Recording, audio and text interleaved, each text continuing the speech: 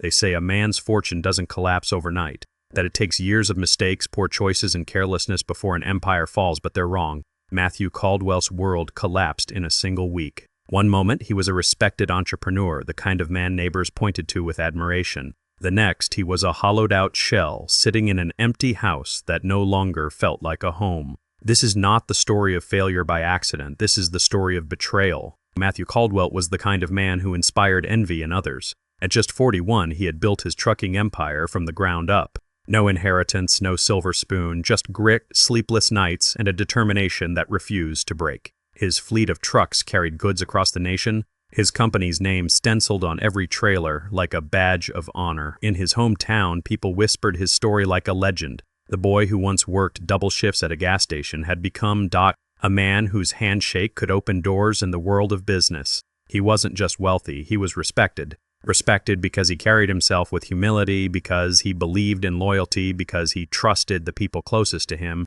At his side was Emily, his wife of 13 years. A striking woman with an elegance that turned heads when she entered a room. To outsiders, she was the perfect partner. Devoted, supportive, a symbol of the stability behind Matt's empire. He adored her, never questioning the smile she wore or the quiet strength she gave him in hard times. Then there was Eric. To Matthew, Eric was more than a best friend. He was a brother. They had met in college, bonded over long nights of planning big futures neither of them could yet afford. When Matt started his trucking business, Eric was the first man he called. He stood beside him through every milestone, and in every photo that lined the Caldwell office walls, Eric was there. His laughter, his handshake, his presence. Matt thought of him as family. But family, Matt would later learn, can be the sharpest knife. The first cracks were so small, Matt almost ignored as in the Matalation Nemen that. The first cracks were small, Matt almost ignored them. A missed payment here, a strange delay there. His accountants mentioned inconsistencies in the books, numbers that didn't align with invoices, shipments that couldn't be explained. Matt dismissed it as clerical error. After all, his company had grown so large, mistakes were inevitable. But then came the whispers, subtle, dangerous whispers. Clients called, asking if his company was in trouble. A banker hinted about concerning patterns in his accounts. Matt began to feel something he hadn't felt in years. Paranoia. Yuko. Emily brushed his worries aside with a practiced smile. Matt, you've been working yourself to death, she'd say, pouring him a glass of wine. You're imagining things. You need rest? And Eric? Eric was the voice of reason. Relax, brother, he laughed. This is business. Numbers get messy. Let me handle it. That's why I'm here. Matt trusted them. Why wouldn't he? They were his foundation, the two people who knew him better than anyone else. If he couldn't lean on his wife and his best friend, then who could he trust? But trust was the very rope tightening around his neck. It was a Friday morning when the noose pulled tight. Federal agents stormed into his headquarters, flashing warrants, demanding files. His employees stood frozen as armed men rifled through offices, seizing boxes of documents and computers. Matt, bewildered, demanded answers. The late agent gave him a look that chilled his blood, Mr.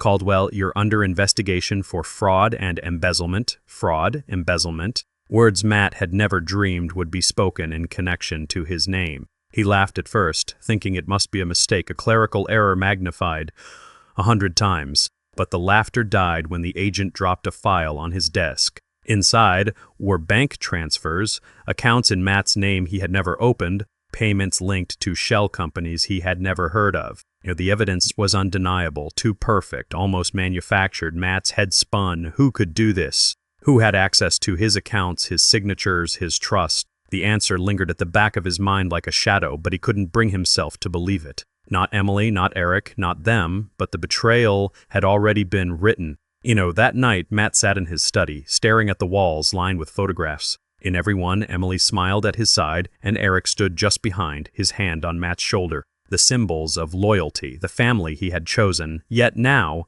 those faces seemed different. Emily's smile looked colder. Eric's eyes seemed sharper. Matt didn't know it yet, but the two people he trusted most had already decided his fate. And by the time he uncovered the truth, it would be far too late. It happened faster than Matthew Caldwell ever imagined. 1 week he was the king of his own empire, shaking hands with clients and planning expansions. The next, he was a prisoner in his own life, dragged from boardrooms into interrogation rooms, watching his legacy unravel strand by strand. The headlines spread like wildfire. trucking to Ikroen, Sruski, Ufken Trikkunpire, and Wortmers. The headlines spread like wildfire. Trucking Tiwikoen Asusi used of Frood. Caldwell Empire built on lies.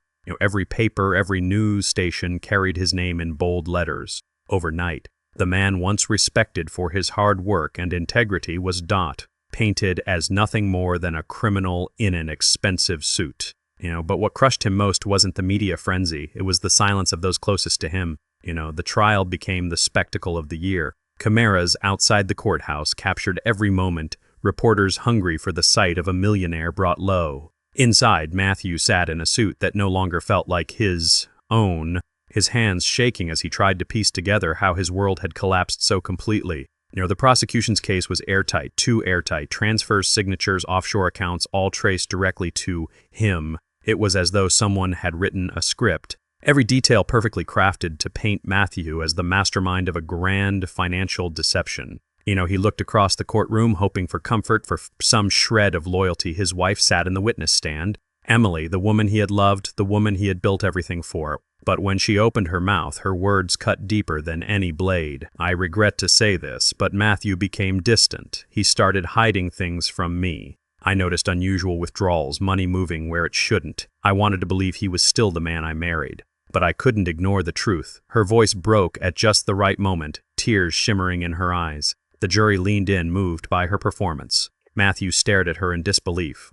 Emily, the woman who once promised to stand by him through anything, wasn't just absent, she was his executioner. And then came the final blow. Eric, his best friend, his partner, the man he trusted like a brother. Eric took the stand, his voice calm, almost reluctant, as if he hated being there. Matt was my closest friend, Eric began, sighing deeply. But I can't deny what I saw. The irregularities, the missing money. I tried to talk to him, but he brushed me off. I wanted to believe he was innocent, but the evidence is right there. Words twisted the knife. But worse was what followed. Eric announced publicly that he was stepping in to save the company, to protect jobs, to reassure investors, to keep the empire afloat while Matthew faced trial. It was presented as loyalty as sacrifice, but Matthew knew what it really was, theft in plain sight. Eric hadn't just betrayed him, he had stolen his life.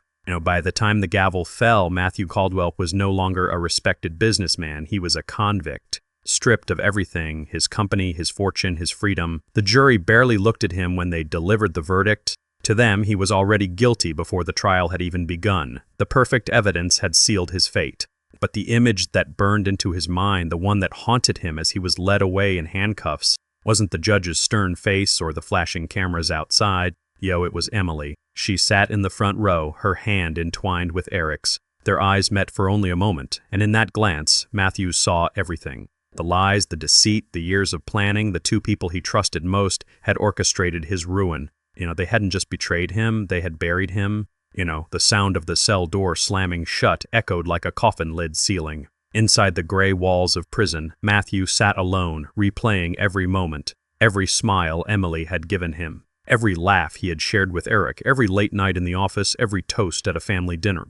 Had it all been a lie? Had Emily loved him at all? Or had every kiss, every whispered word of comfort been part of a performance, rehearsed and perfected until the day came to tear him apart? The questions clawed at him night after night until his grief hardened into something else. He realized he was no longer Matthew Caldwell, the man who trusted too much. That man had died in the courtroom, the moment his wife's tears condemned him and his best friend's lies sealed his fate. What remained was something sharper, colder, patient. Pricing didn't destroy Matthew Caldwell. It forged him. And as the years dragged on, a single thought kept him alive. One day the walls would open. One day he would walk free. And when that day came, Emily and Eric would learn what it meant to betray the wrong man.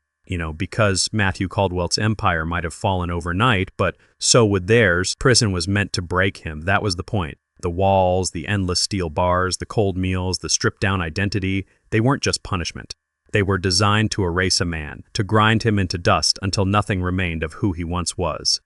For most men it worked, but for Matthew Caldwell, the silence inside that cell did not destroy him. It remade him. The first nights were the worst. He lay on the thin mattress, staring at the cracked ceiling, hearing the distant clang of doors and the muffled shouts of other inmates. His mind replayed the trial on a loop, Emily's trembling voice, Eric's steady lies, the jury's eyes filled with judgment. Night over and over he saw Emily on the stand, her tears falling not for him, but for the man she had already chosen. He saw Eric's expression, so calm, so convincing, as he painted Matthew as a thief. And then he saw them together, holding hands, watching him fall. Every time his eyes closed, the images grew sharper, crueler. Sleep became a battlefield, haunted by ghosts of trust turned treachery. At first, Emily sent letters. They came folded neatly, written in her familiar looping handwriting. She spoke of regret, of confusion, of how she wished things were different. She told him to stay strong, that she still cared. For a moment, Matthew believed her. For a moment, he thought maybe she had been forced. Maybe she was caught in a storm she didn't want to be in. His heart clung to the possibility that not all of her love had been a lie. But then the letters stopped. They ended the same week. A headline broke across the newspapers. Erik Larsson, NEW CEO of Caldwell Logistics, Anunga's engagement to Emily Caldwell. The betrayal was complete.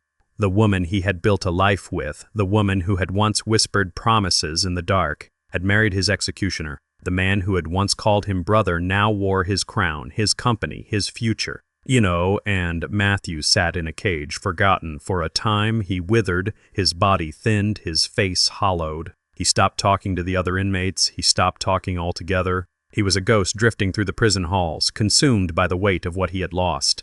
But ghosts have a way of learning patience, and in the silence of those years, something inside Matthew shifted. The soft, trusting man who once believed in loyalty was gone. In his place rose someone harder, someone sharper, someone who no longer saw betrayal as an end, but as fuel. He began studying. Not just books from the prison library, though he read everything he could about law, finance, psychology, but people, guards, inmates, visitors. He watched the way men lied with their eyes, the way weakness exposed itself in gestures, the way secrets slipped from careless lips. The prison was his crucible, and he was learning how to sharpen himself into a weapon.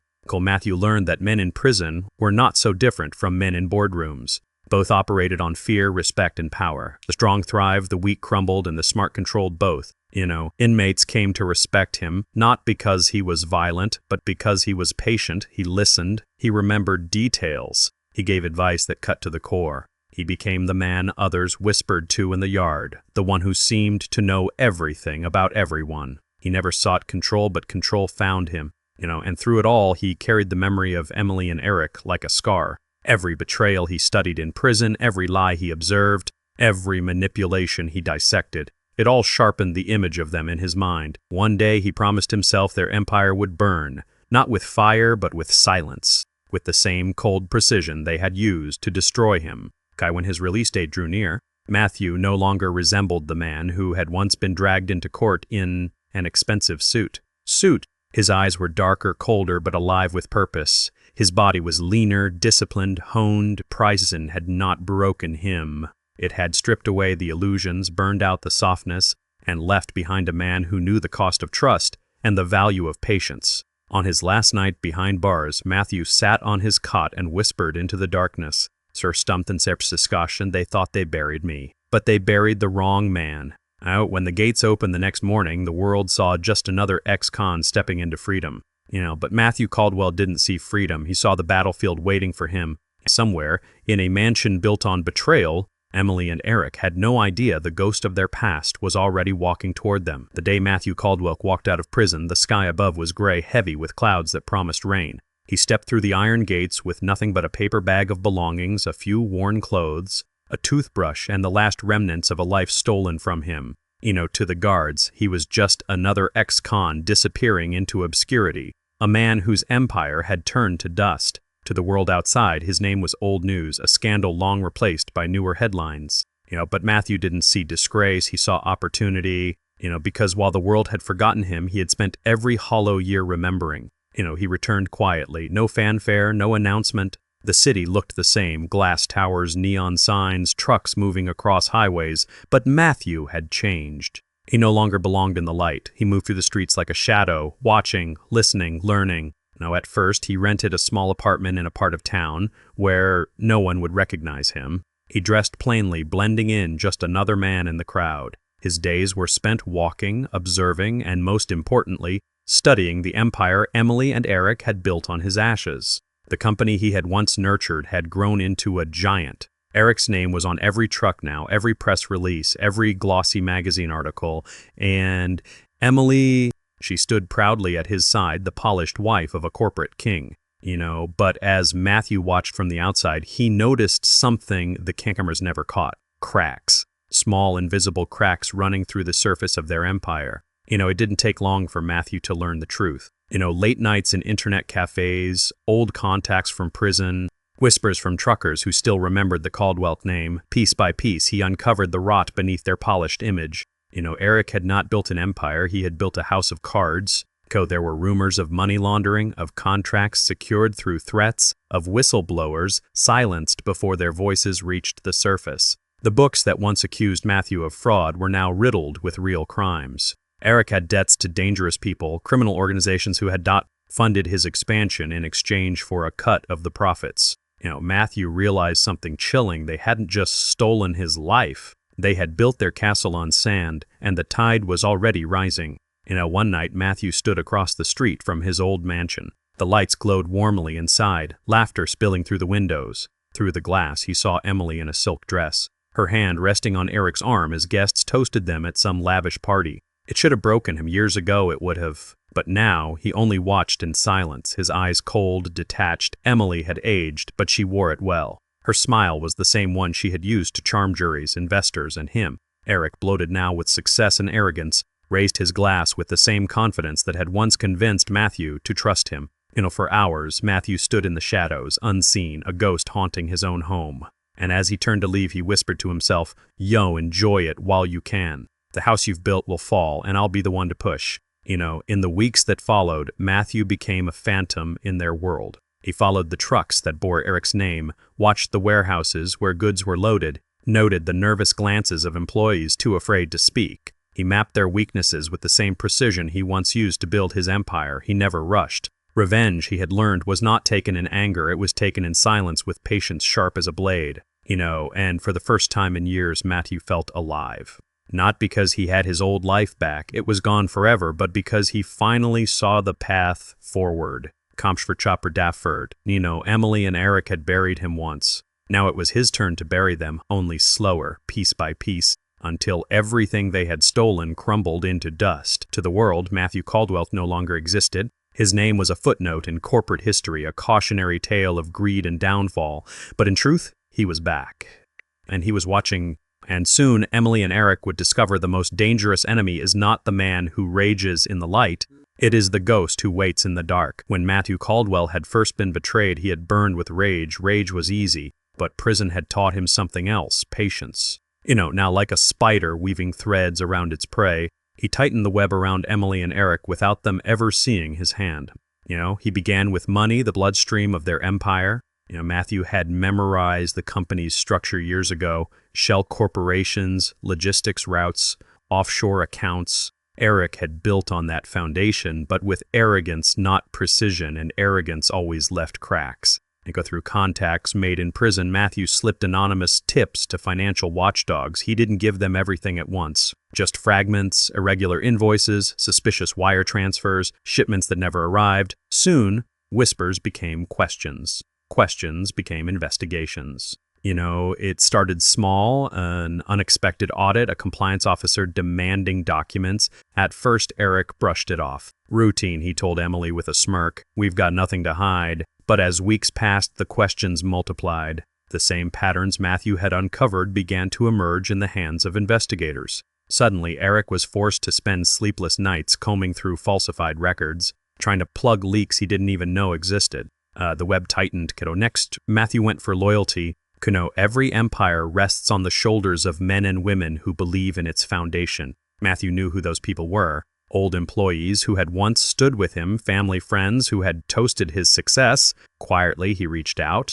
Some didn't recognize him at first. The years in prison had carved his face into something sharper, harder. But when he spoke, when he told them the truth, when he showed them the evidence of Eric's corruption, they listened. And one by one they turned. A board member suddenly voted against Eric in a key meeting. A senior accountant resigned without explanation, leaving behind a report that raised eyebrows. A trusted supplier pulled out of a major deal, citing ethical concerns. Emily noticed it first. Why are people turning on us? She demanded. Eric, red-eyed from drink, snapped. They're cowards, disloyal snakes. We'll replace them. But deep down, even he could feel it. The loyalty that once surrounded him was crumbling thread by thread. As the Empire wavered, Matthew began his psychological game. He sent letters not to them directly, but to people around them, anonymous warnings, memos hinting at scandal. Even an unmarked envelope left on Emily's car windshield incited a photograph of their mansion taken from the shadows. She grew restless at night. She double-checked the locks, peered through windows, jolted at every creak of the house. The silk dresses and diamonds no longer gave her comfort. They only reminded her of the enemy she couldn't see. Eric, on the other hand, drowned his fear in alcohol. Whiskey bottles began to litter his office, his words slurred at meetings, his temper short. Employees whispered that he was cracking under pressure, and Matthew, unseen, smiled. Because paranoia was the sharpest blade. It cut deeper than steel. With money bleeding, allies gone, and paranoia clawing at their minds, Emily and Eric found themselves turning against each other. She accused him of carelessness, he accused her of betrayal, shouted arguments, replaced their staged smiles. Doors slammed in the mansion where laughter once echoed. Reporters caught glimpses of strain, Emily's tight jaw, Eric's bloodshot eyes. The empire that had stolen Matthew's life now began to devour itself. Through it all, Matthew never revealed himself. He didn't storm their gates, he didn't shout for vengeance. Instead, he let them feel the suffocating grip of an invisible hand. Every move he made left them weaker, more desperate, more isolated. Every thread tightened the web. And as he stood one night on a quiet rooftop, watching the city lights flicker below, Matthew whispered to the night air, "They thought they buried me, but I've been here all along, waiting, and now they're the ones who can't escape." The spider had spun its web, and soon the prey would be consumed. Empires never collapse slowly. They fall all at once, sudden, violent, and final, and Matthew Caldwell was ready to deliver the final push. For months he had dismantled them quietly, but now their empire was little more than a hollow shell, held together by lies and desperation. That was when Matthew lit the match. He leaked the evidence, not just the doctored books, but the full scope of Eric and Emily's corruption, money laundering, bribery, embezzlement, hidden accounts offshore, and most damning of all, their ties to a syndicate that had financed their rapid expansion. Federal agents, the same kind who had once dragged Matthew out in handcuffs, now had fresh prey. Investigations reopened. Warrants circulated, phones buzzed at dawn with news of raids, but that was only half the plan.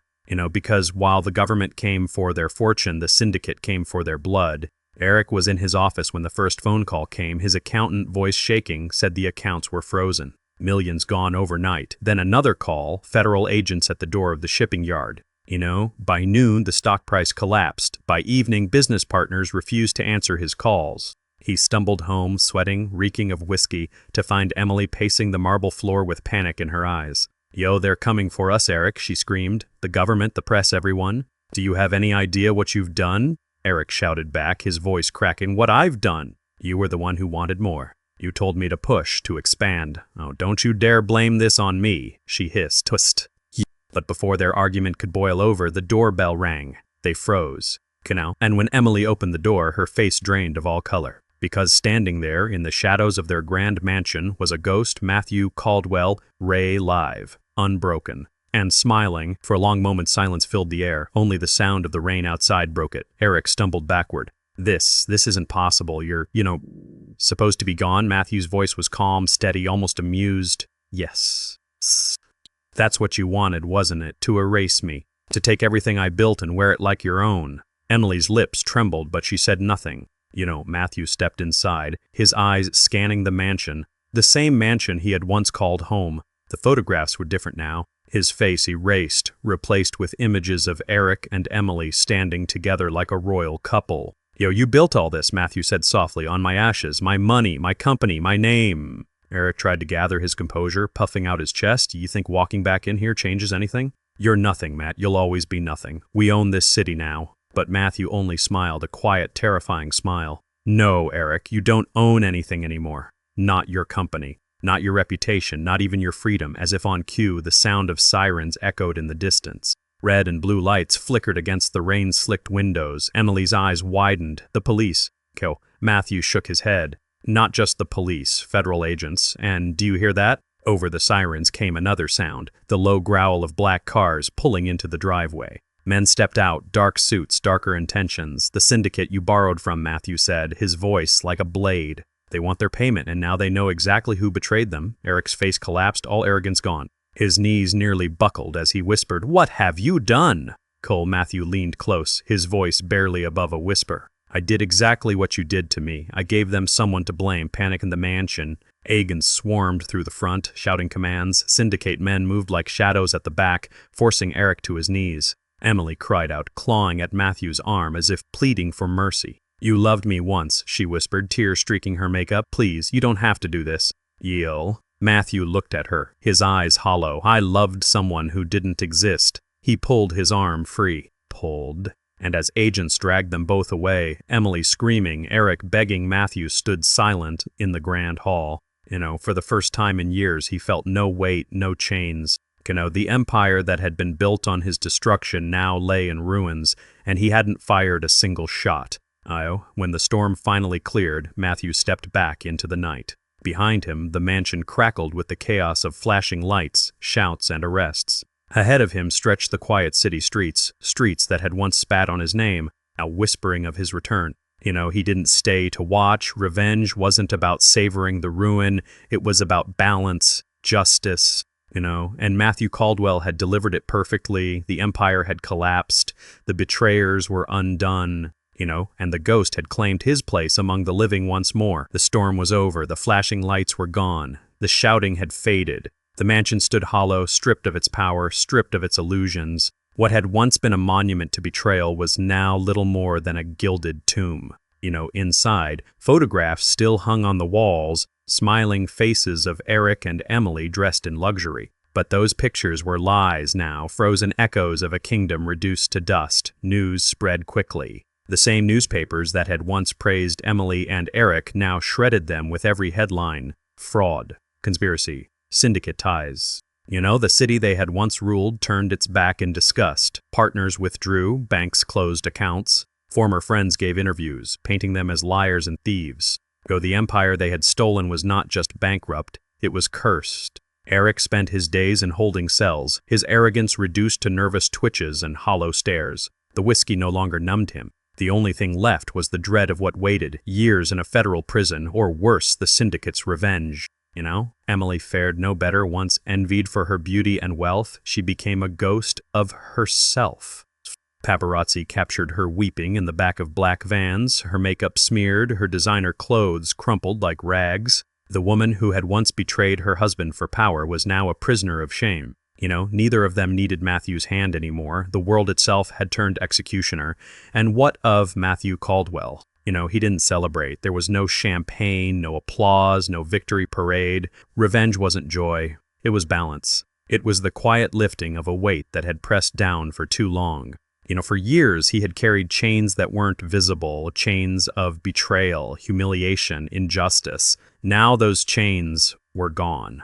Yuraman Batter Dashri here is Skonkanafan Ganashan Furry. He stood on a quiet hill overlooking the city, the skyline glowing faintly in the distance. Somewhere down there, Eric and Emily were caged, clawing at walls that no longer moved. But Matthew didn't linger on them because true revenge isn't about the enemy, it's about reclaiming yourself. In the weeks that followed, whispers spread across the city. Some said Matthew Caldwell had returned from the dead. Others said it was impossible, that the man was gone forever. No one knew for sure, and Matthew preferred it that way. He didn't need recognition. He didn't need gratitude. He had taken back his name in silence, and silence was all he craved. One evening, as the sun sank behind the horizon, he packed a single bag. No fortune, no mansion, no empire, just freedom. He walked away, vanishing into the world without a trace, leaving behind nothing but a legend. Emily and Eric's lives had turned to ash. The empire had collapsed. The betrayers were ruined. And Matthew Caldwell, the man they had once destroyed, walked away in silence, not as their victim. Not as their ghost, but as the executioner who had taken everything back. And somewhere in the shadows of a city that once buried him, his name became a whisper of vengeance, a whisper of justice, a whisper of a man who had once lost everything and returned to claim it all.